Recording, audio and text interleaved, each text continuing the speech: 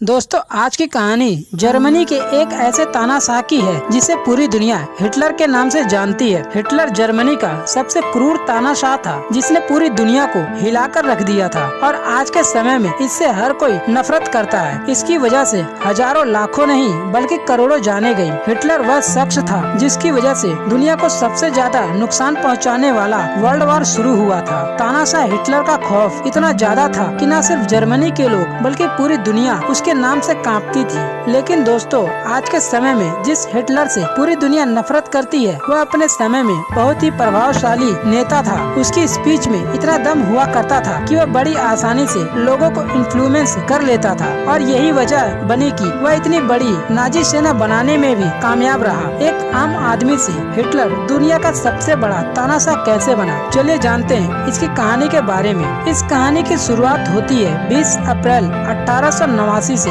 जब ऑस्ट्रिया के ब्रोनो एनियम नाम की जगह पर एडोल्फ हिटलर का जन्म हुआ। इनके पिता का नाम एलोइस हिटलर और माँ का नाम क्लारा पोजल था। और दोस्तों हिटलर की माँ क्लारा एलोइस हिटलर की तीसरी पत्नी थी और हिटलर अपनी माँ के चौथी संतान थे। लेकिन इससे पहले उनके 3 भाई बहनों की किसी न किसी वजह से उनके बचपन में ही मृत्यु हो चुकी थी। अब चूँकि हिटलर एकमात्र जीवित बच्चे थे इसलिए वो अपनी माँ के बहुत चहेते बच्चे थे। हिटलर का शुरुआती जीवन उथल पुथल रहा। रोजी रोटी के चक्कर में उनके पिता को बहुत सारे अलग अलग शहरों में भटकना पड़ा और अपने पिता के साथ भी हिटलर के कुछ अच्छे संबंध नहीं थे। हिटलर ने अपने स्कूल की पढ़ाई वोल्कसचल्ड स्कूल से की और बचपन में वह बड़े धार्मिक स्वभाव के व्यक्ति थे। उन्हें चर्च के ग्रुप के साथ प्रेयर करना बहुत पसंद था और इसी वजह से वह आगे चलकर पादरी बनना चाहते थे। हिटलर बचपन से ही जर्मनी के राष्ट्रवादी सोच से काफी प्रभावित थे। आगे चलकर 1930 में हिटलर के पिता की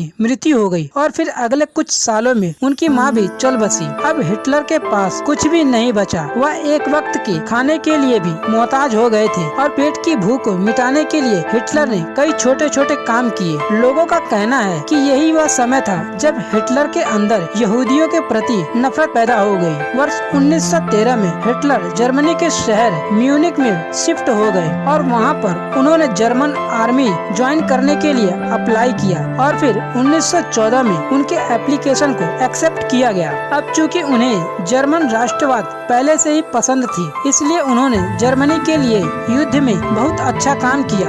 लेकिन पहले वर्ल्ड वॉर में जर्मनी के हार से हिटलर को बहुत दुख हुआ और उसने इसका जिम्मेदार जर्मन के नेताओं को ठहराया। इसी कारण 1919 में हिटलर ने डीएपी नाम की पार्टी ज्वाइन कर ली जो कि जर्मन वर्कर की पार्टी थी और इस पार्टी के लोग यहूदियों की पूरी तरह से विरोधी थे। और दोस्तों कहते हैं कि यहूदियों के प्रति हिटलर के दिल में जो नफरत थी वो डीएपी ज्वाइन करने के बाद और भी प्रबल हो गई। आगे चलकर डीएपी का नाम बदलकर नाजी रख दिया गया। प्रथम विश्व युद्ध हारने के बाद जर्मनी की आर्थिक स्थिति खराब हो गई थी और जिसे हिटलर ने अपने ओजस्वी भाषणों द्वारा देश की अर्थव्यवस्था को ठीक करने की बात कही। हिटलर उस समय के आम नेता नहीं थे जो कर कम करने या बेहतर स्वास्थ्य सुविधा मुहैया कराने का वादा करते थे। वह तो एक धार्मिक नेता की तरह लोगों को मुक्ति दिलाने का वादा करते थे। पहले विश्व युद्ध से पहले उन्हें कोई भी नहीं जानता था। हिटलर के अंदर जो नफरत की भावना थी वो हजारों जर्मन वासियों की भावना से मेल खाती थी और फिर